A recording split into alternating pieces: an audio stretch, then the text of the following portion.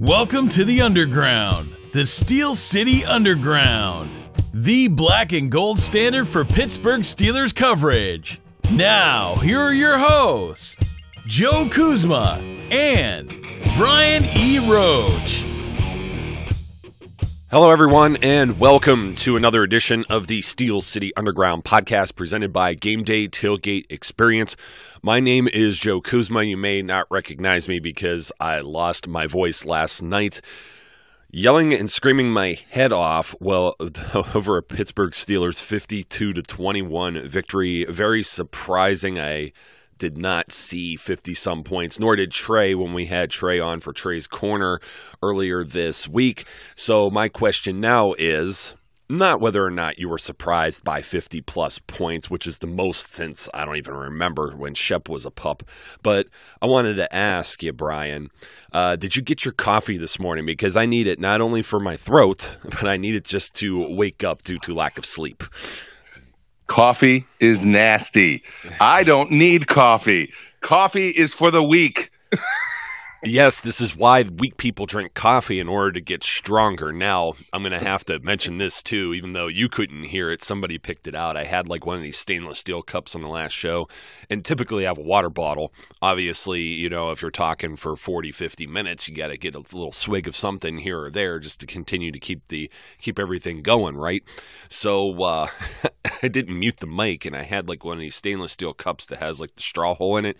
I nearly dropped the thing on the last show, and it was just like slurp, and I realized it as soon as I did it with Trey, and somebody called me out in the YouTube comments, and no, I really wasn't offended. I was actually more worried that somebody was going to pick up on it. So Brian's a little tone deaf here, and he didn't hear it, so I guess I got away with it a little bit, but I'm drinking some coffee today. I got the mug here, hopefully not as slurpalicious, but definitely almost without my voice, very nasally today, kind of like when you were sick about a month or so ago here, Brian. So we got to talk some football by hook or by crook here. But first, I wanted to mention the Gameday Tailgate Experience tailgate down in Jacksonville because, you know, I woke up this morning after a few hours of sleep coming home from Heinz Field. There was snow on the ground here in Northeast Ohio. And nice. I'm just thinking to myself, yay, I'm going to be in Florida in a little over a week for the big tailgate party against the Jacksonville Jaguars. And that kicks off around 9 a.m. with the open bar, all you can eat. If you want to get over and head to warmer weather, highly recommend you check out the offers over at steelcityunderground.com/Jaguars tailgate, and the promo code Steel City will get you 20% off that tailgate ticket. And of course, you know, if it's inclement weather there, because you know it rains a lot in Florida, it's all under a tent and stuff too. And there's games. There was a neat little video that was just posted on our social media. You could find it like on the Steel City Underground Instagram and stuff like that, directly from GTE. I mean, it's a heck of a layout. There'll be some celebrities there. Going to bump in Isaac Redman too, which is going to be funny. I might ask him about the Ike Redman Award thing during the off season, how he feels about that, because certainly he's heard about it. But Brian, speaking of getting somewhere with warmer climates, I can't say it, man. It's not rolling off the tongue. The warmer climate, the Steelers or the Pittsburgh Legends cruise, or the Legends of Pittsburgh cruise. I can never say that correctly, but that's also going on concurrently here, another partner of ours. And if you book through November 11th with the promo code SCU19, you get 10% off of your booking for your cabin on, this is one of the Royal Caribbean liners, I believe. Bunch of Steelers legends are going to be on that cruise, and that's set sail in March. So you want to use SCU19 for that promo code. All kinds of warm weather stuff going on. I know I'm excited because this game, which was not warm weather, but not exactly freezing cold, probably about perfect November Pittsburgh football weather, definitely was a perfect game for the Pittsburgh Steelers, especially if your name was or is Ben Roethlisberger. Yeah, you know, look, I don't know how anybody expected what we saw on Thursday night. Did not. No, but nobody was going to assume that the game was going to be that one-sided. You know, Ben was perfect. A perfect passer rating, 158 or whatever it is, 158.3. Mm-hmm. Some weird number that doesn't doesn't scream out at you that it's perfect, but it is. Look,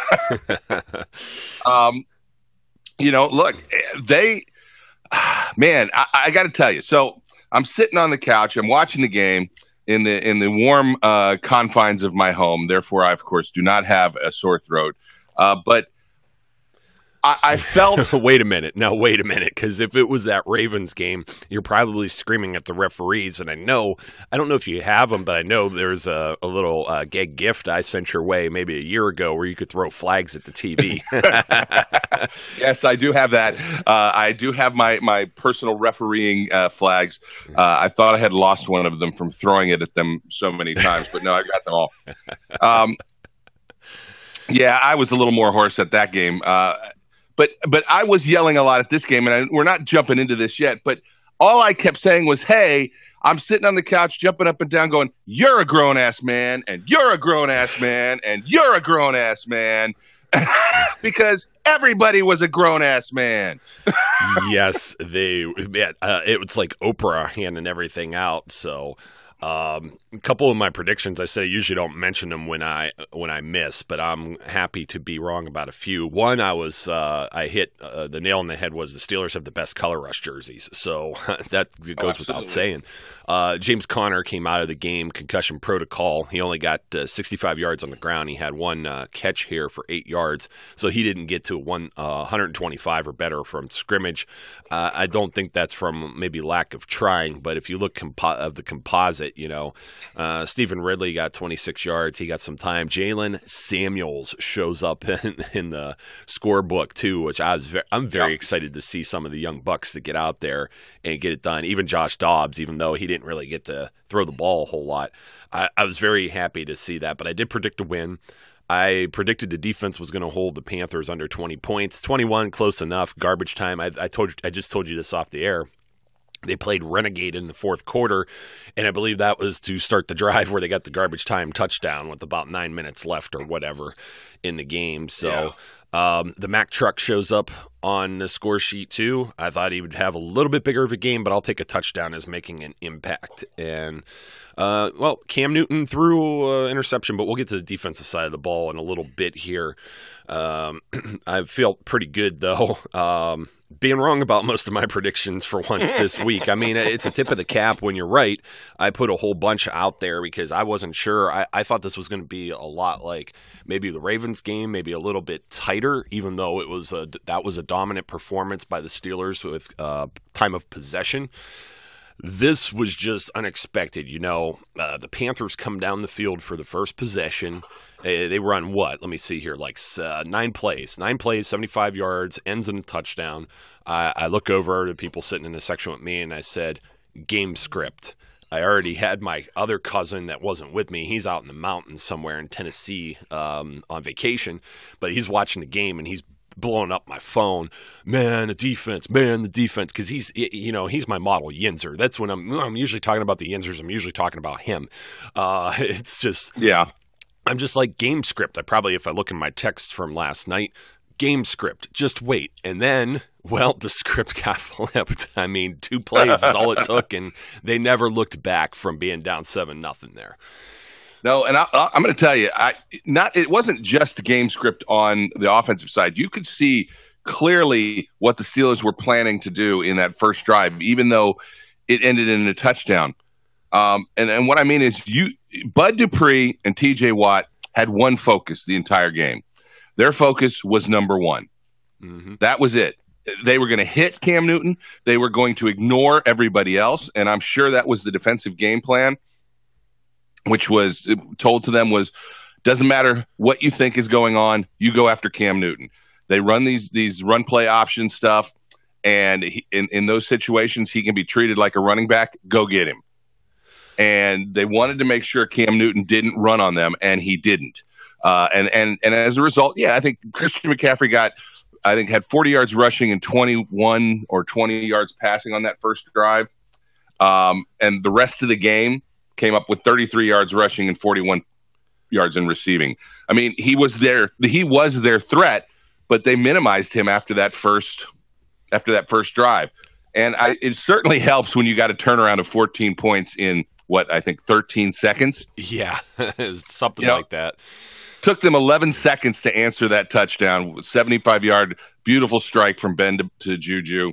And then on the next actual play from scrimmage, TJ Watt, unblocked, slings Cam Newton around in the end zone for what we all thought probably was going to be a safety, but Cam lets the ball go, and all of a sudden it's much better than a safety, and we don't have to worry about the free kick. Yeah, Bentz, the other killer. Yeah, Bentz. Yep. Pick six. And let me tell you how wild that place was going, because it was kind of a tepid feel. It's a Thursday night.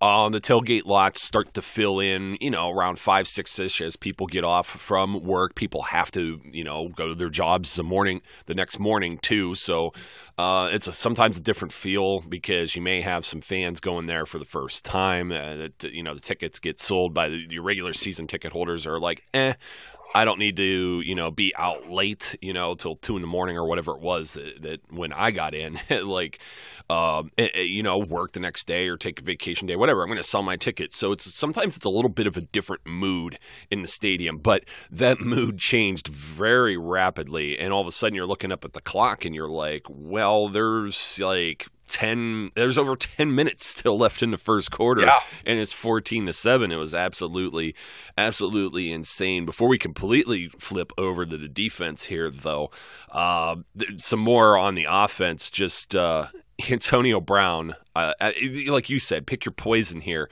Antonio Brown, JuJu Smith-Schuster. I'll even go with Ryan Switzer here as far as grown-ass men, man. I mean, they were balling. I mean, JuJu on that play, it was just like, am I seeing what I'm seeing? Am I seeing what I'm seeing? He could go all the way. I had like the Chris Berman thing in my head.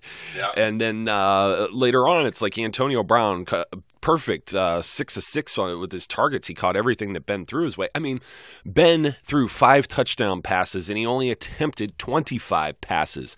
That tells you the kind of night it was for the Steelers offense.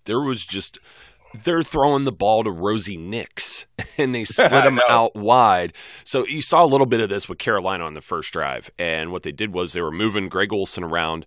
I mentioned something to Trey on this, too, in game, that I saw Hayden following Funchess, at least early on. I stopped paying attention to it when the score was like 20-some point lead there, and then it wasn't as important, so I'm going to have to go back and watch some game film on that. But Hayden was following around or roaming just a little bit. Maybe it was just man coverage on that particular play or two that I saw on the first drive, but they kind of cleared everything out for McCaffrey.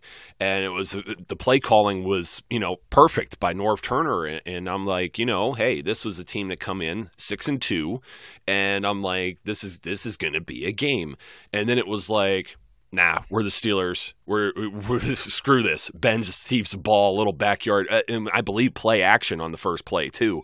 Yeah, it just totally suckered all those linebackers in. He got one-on-one with JuJu right down the sideline. Now you're talking about. Well, I don't know. Do you have anything else with the guys on offense? I mean, everybody got involved. Darius Hayward-Bay caught a pass in this game. I mean, everybody got involved. Jesse's only catch was a touchdown, but still it was to Jesse. I mean, everybody played a role in this game.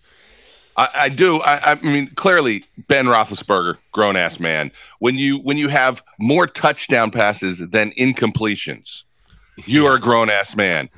He was second on the team in rushing. Yeah. Like 27 yards on 3 rushes. Ben looked very spry. And we talked about the O-line. I got to talk about the O-line. I mean, the O-line deserves so much love for this game, and for a variety of reasons. There's a point in the game, and I think it was a pass to Antonio Brown for like 40-something yards. Ben didn't move. Once the ball was snapped, he just stood there. No one got anywhere close to Ben. He just stood there for almost 4 seconds before he finally found AB, and literally his feet did not move. It was the most ridiculous looking thing. You just went, are they even playing on the other side of the ball? Is anyone rushing? Now, I've gone back and I've looked at that. Really, the Panthers rushed 2. Of course, Ben could have taken an hour. they weren't getting near him. Yeah, I'm not sure what all they were trying to take away. Maybe everything. There's just so many options there, and that's what we were talking about. Like, how do you limit? You can't focus on James Conner without worrying about the GOAT being AB back there, and Ben, obviously, clean for the whole game, too, mostly one sack. One sack, and that's why I didn't think they would get to Newton as much as they did. It really was a pleasant surprise. I've always said the teams that travel in on the Thursday nights, it's an uphill battle for them, and they looked very lost, maybe confused, disorganized after that first offensive series. They couldn't get anything going.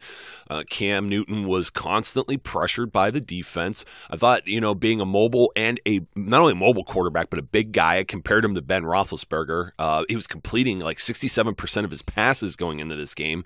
I'm just like, nah, he'll be elusive, he'll throw the ball away, they may get a big play or two. None of that really happened. It was just the Steelers' party from the first from 5 minutes in on, and the crowd was in it the entire time too.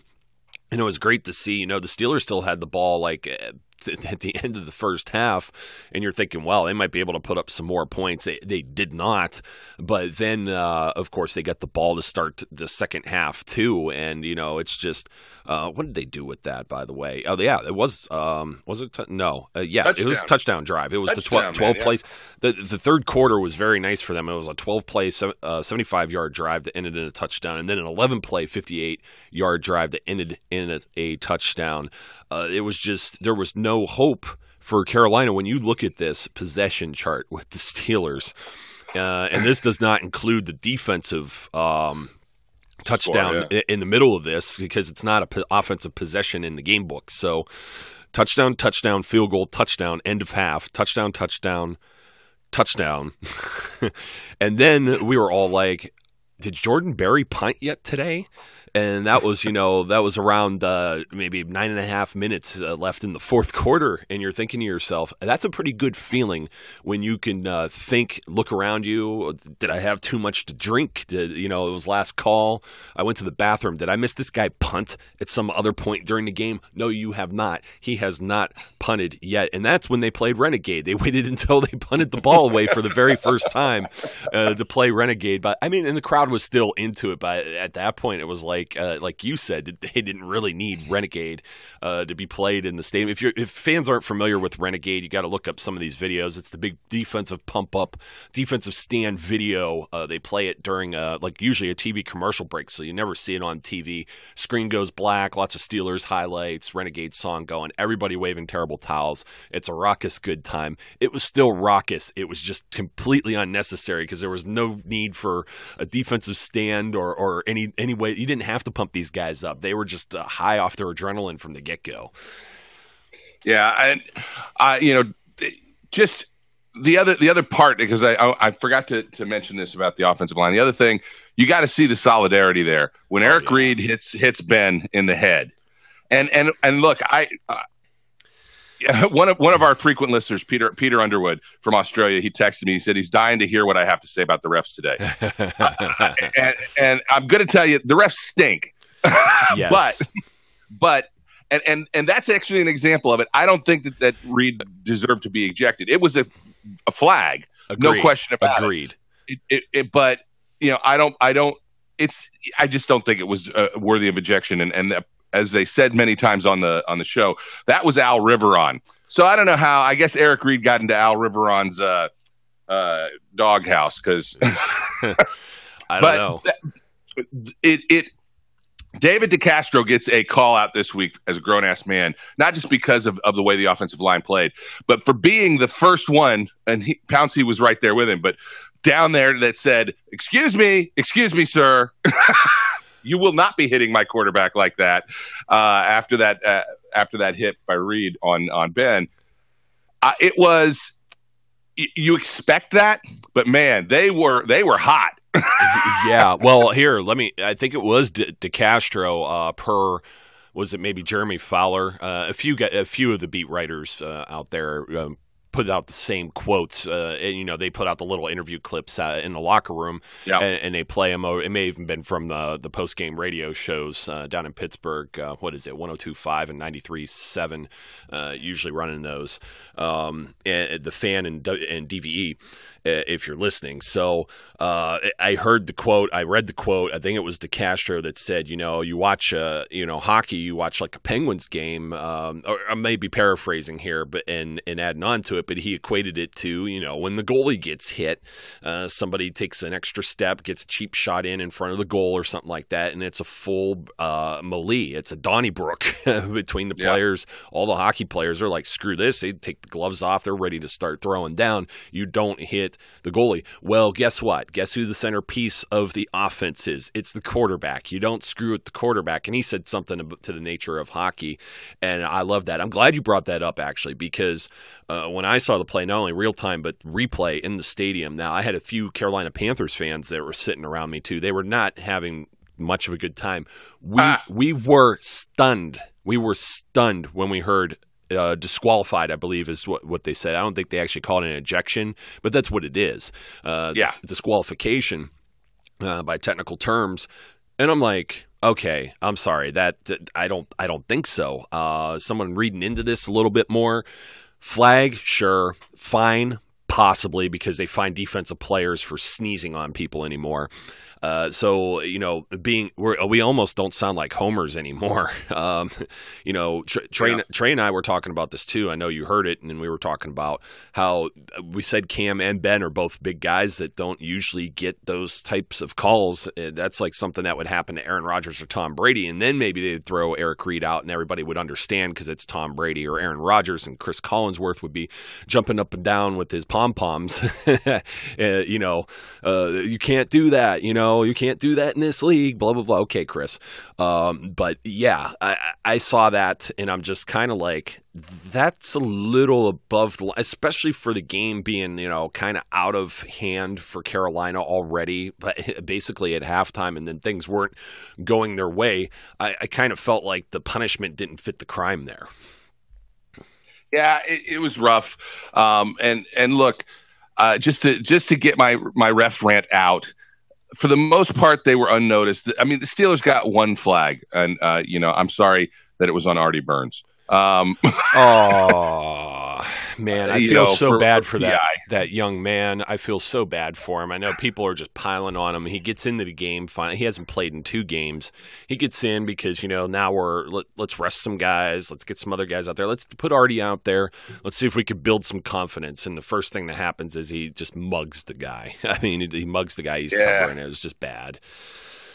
I feel for him, man. I don't know what else to say. It's like the Cortez Island thing, as they say, when it rains, it pours, and I hope that they find a way to get him some confidence back, because it's clear that he's on a downward trend, and that's unfortunate. Yeah.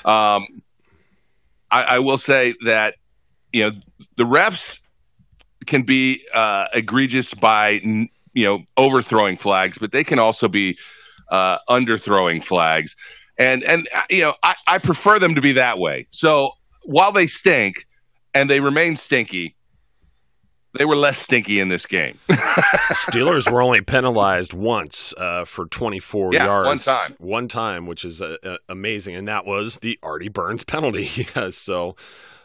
You know what? There's still some more with the offense, man. Let's go back to the GOAT. I was talking about Ben Roethlisberger for a second, too. I mean, there's plenty of grown-ass men things, but I think we could give him like 2 trophies this week because NFL research, per this game here, the Week 10 game here with the Carolina Panthers, Ben becomes the first player with multiple games, 2 games, with a perfect passer rating and 5+ touchdowns in the Super Bowl era. 6th career game with 5+ passing touchdowns. He's tied 3rd most since 1950. He's actually tied, I believe, with Tom Brady and Dan Marino. The 2 ahead of him, let me see, that's 6. I think it was Peyton Manning had 8, and if I'm recalling this correctly, Drew Brees has 10. So, he doesn't always get the respect that he deserves. And then, of course, the Steelers, the most points they scored since that's what it was, 1984. That was the one that really surprised me. So we have our own little stats guru, the professor, Zach Meckler, tweeted this out. And he said through 9 games, Ben has thrown for 2,888 yards, 21 touchdowns, 7 picks. 3 of those picks that came in week 1 in the crappy weather on the road with the Cleveland Browns. So he has a passer rating of 100.9. He's on pace for 5,134 passing yards, which would be the 7th most all-time in NFL history, and 37 touchdowns. And this is most important. This is what I wanted to credit Zach with. Because, you're mentioning Ben, getting hit, and we're talking about maybe he doesn't usually get those calls like a Tom Brady or an Aaron Rodgers. Well, he also doesn't get the respect maybe that he deserves. Zach says, and yet he is never talked about in the MVP race, nor is James Conner for that matter. I know James had like maybe a game or 2 off there compared to you got Patrick Mahomes or somebody that's like the real darling right now, or Aaron Donald just destroying people. And you get those names, defensive players don't ever get this. This is almost like exclusively a quarterback award, and nobody ever talks about Ben Roethlisberger being a quarterback deserving of said MVP award. But I don't know if we want to talk too much more offense. We could talk some defense, because you know what? I don't know which side of the ball was better on Thursday night. Shoo, man! I'll tell you, I've been waiting for this. All right, it feels like I haven't had a chance to say this yet. Yes, I know it's coming. And I've been waiting for it. Cam Hayward is a grown-ass man.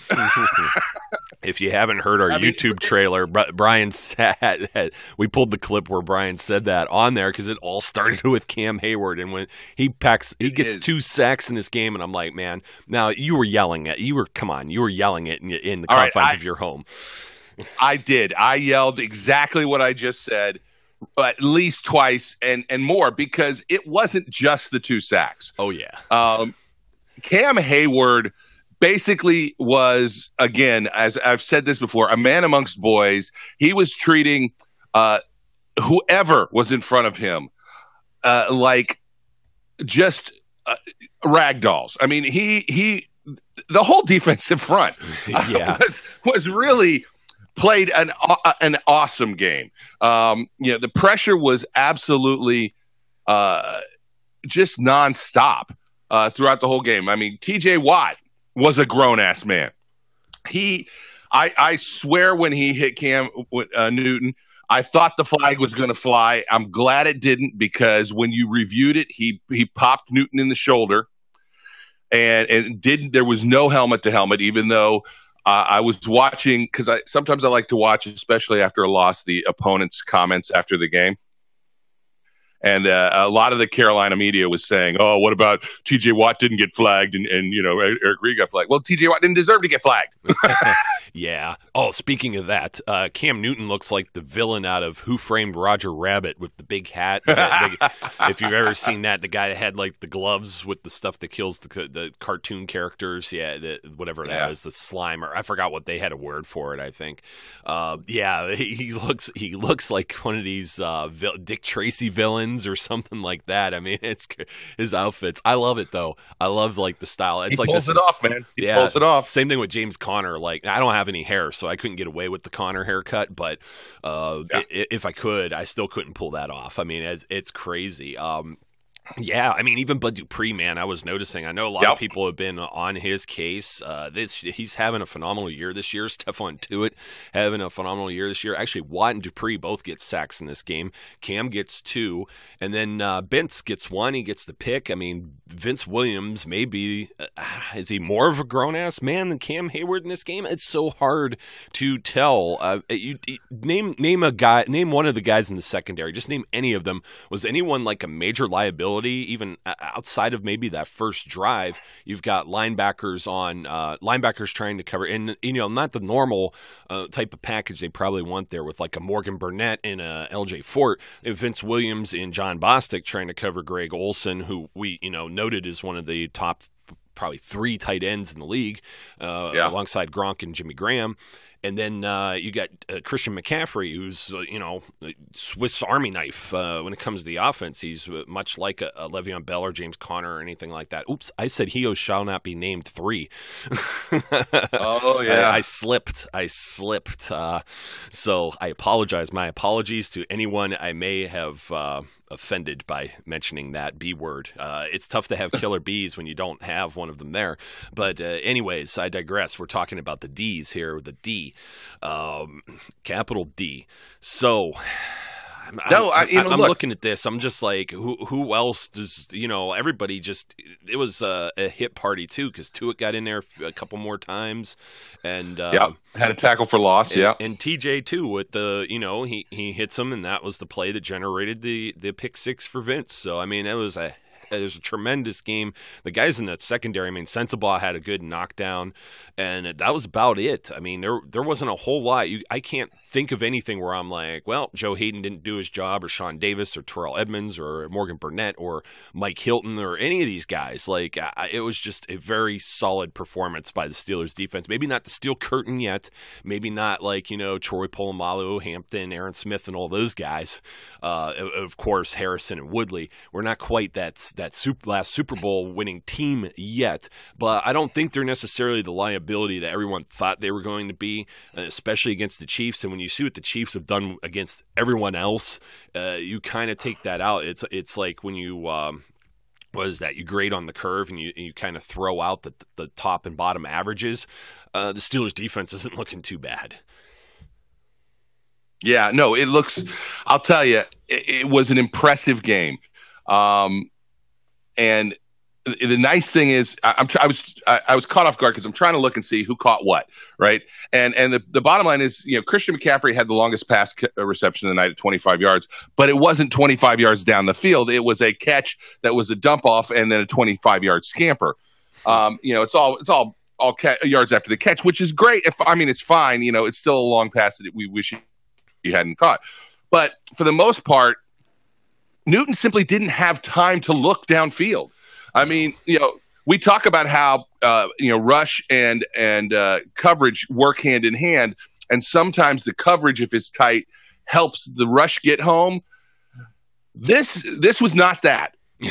The rush is getting home. You guys can just put a hammock up out there in the secondary because it doesn't matter if anybody's open. He ain't going to get to throw it to him. Yeah, I really he thought he ran for his life all night. I thought it was tremendous, even just getting hands in the face and it just making him uncomfortable. And this is what you mentioned with the pass rush is. I really thought, I was like, is this the Cleveland Browns offensive line where they got an undrafted guy playing, left tackle, or even the week before with the Ravens, or the game before, not quite a full week, where, both of the starting tackles are out for the game. And I know Carolina was banged up in the offseason for their offensive line, but Cam was not getting sacked prior to this game, and they got to him, what would we say, five times? 5 times. Wow. 5 times. He's been sacked 12 times all year. 5 times. As joyous as we are about this, I do want everybody to take a step back because one of the first things Mike Tomlin said in his press conference is, we're not that good. He says, we're probably not that good. Look, they had a awesome game. All facets worked well, minus Jordan Berry's one bad punt and Artie Burns' pass interference penalty. Minus those 2 plays, everything else was great. If I was writing the good, bad, and ugly segment for this, I would just go everything. Yeah, and be done with it. We may actually do that. Not having a whole lot of time from the late night game and it being a Friday. Maybe we'll just do that, and a few people will click on it and never come back to the website. It's a win that happens. These games happen, right? And once that steamroller starts rolling down one side, there's just not that many games where Ben gets to sit most of the third or the fourth quarter. Yeah. It was a great performance. It was much needed in the sense of I think from a fan standpoint, just to have fun. Yeah. Not to be stressed out at the end of the game and wonder if they're going to come back. It was a fun game. We haven't had one like this in a while. And it does show you what this team can be when they're playing at the top of their game. Yeah, absolutely. 5 straight victories now for the Pittsburgh Steelers. I look ahead on the schedule, and I hope they don't start doing this. But I'm looking ahead, and I'm starting to think what once looked like a difficult schedule heading into the 2018 season. We broke it down many times ourselves, and we say, hey, this stuff is going to change. By December, what is this? What's this team going to look like? What's this team going to look like? Jacksonville Jaguars next on deck. Don't forget the Gameday Tailgate Experience tailgate party, steelcityunderground.com/Jaguars tailgate, promo code Steel City if you want 20% off your tickets. Plugging them one more time because it's coming up right around the corner here, but Jacksonville has not been a hot team, as evidenced by them flexing the game from the Sunday Night Football slot up to a 1 o'clock kickoff. Even the TV execs don't feel that way. They have this one, of course, it's a West Coast one, so it'll be a 4:25 Eastern kickoff. Steelers-Broncos in Denver, Mile High. Broncos have not been too hot of a team either. Chargers come to Heinz Field to kick off the slate in December. That could be a challenge. We'll see where the Chargers are at. They've been playing, hot and cold, but offense there has been pretty solid. Melvin Gordon's been a beast. Then there's the Raiders, and you always got to think, well, this one's currently scheduled for Sunday night, and somebody mentioned this in the comments a show or two ago, I think with me and Terry in the WTF. I don't see it staying there, so I don't think it was one of the ones they protected. And then it's the Patriots, Week 15. Patriots at Heinz Field, New Orleans Saints, Cincinnati Bengals, 3 strong games to finish out the season. So when you look at the next 3-4 games here, this is a real chance to just keep building momentum, hopefully building some chemistry with their team, no one getting seriously injured, knocking on the wood, and then they're essentially, it's postseason. It's postseason time, and I believe that I think they could just roll all the way through to the Patriots game, to be completely honest. And then from there, we'll have to see where it's at, what's on the line with standings and whatnot. We still don't know.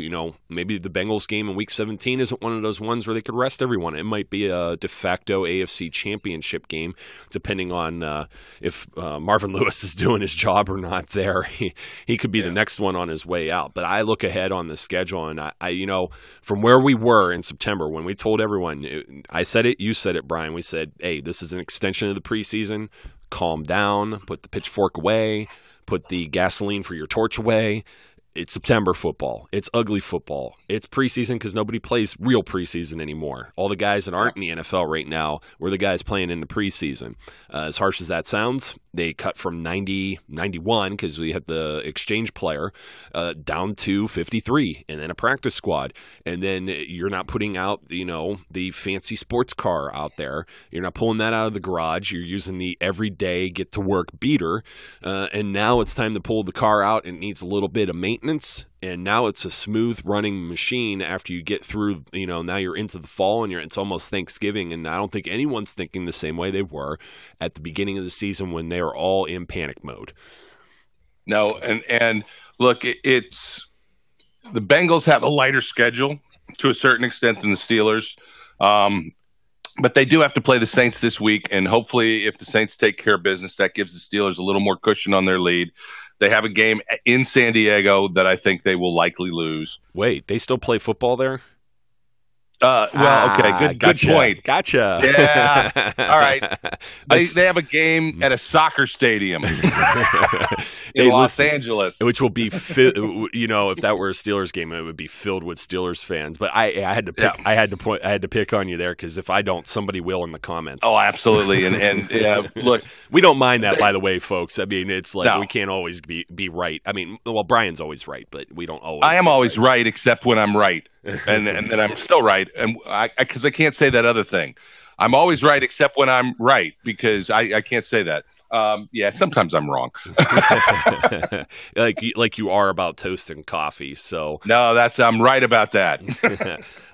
Yeah. Hey, thanks for jumping on this morning with me and helping carry me through this. I know your back usually hurts from carrying me through these shows, but geez, I can't believe I'm losing my voice from all the wonderful folks I was screaming my head off with that were there. I was also give some props to the Stiller gang too, hanging out with them, tailgating, and we had I'm trying to think Jeff Reed on, and he was talking about the Stiller gang Gold Beer with Rivertown Brewing, and I get to meet some people with Rivertown as well, and all class acts, all great folks, lots of fun. There were some people that traveled in from Birmingham, England for the game, a whole family. So a shout out to them. I know I was speaking with them, and if they happen to be listening, get a little bit of a shout out there too. But bang bang Stiller gang to those guys, lots of fun. I'm losing my voice, Brian, but hey, thanks for joining me again, and we'll see what's going on. We got some surprises in the coming week during our mini buy. Yeah, it'll be fun. It's always good to go into this mini buy or this 10-day extension with a win, even though Sunday's going to come along and we're all going to be a little sad. Yeah, that's okay though. I hopefully I could just watch some of these other teams I don't like lose. Like the Cleveland Browns got Atlanta. You said the Bengals had the Saints. I'll be paying attention to those. I think as anyone else that's got fantasy football, or even if you don't have skin in the game, you still want to. It's out of habit. You're going to turn on some games on Sunday. Where are the Steelers at? So go Titans. Yeah, them too. I don't. You know what? There's talk about Jekyll and Hyde team. Geez, I have no idea what to expect from that. But if you don't realize, Brian always picks against the New England Patriots. Not always a good strategy when we're doing the weekly pick'em over on the website. But yeah, I mean, I usually do too. I couldn't get away from my Steelers homer bias to pick the Titans this week. That doesn't exist with you. You're just what is it? It's like talking to a wall or one track mind or whatever. One trick pony. You can't get away from it. I pick what I want to happen. Yes, not what will happen, but yes. That's not against the spread or anything either. So if you took the Steelers on this one -4, I think you made out. So until next time, folks, my name's Joe. His name's Brian. Thanks for joining us once again on the Steel City Underground Pittsburgh Steelers podcast. We encourage all of our listeners to be safe, be good, and we'll catch you later. We would like to thank you for listening and remind our listeners to follow us on social media and our website, www.steelcityunderground.com.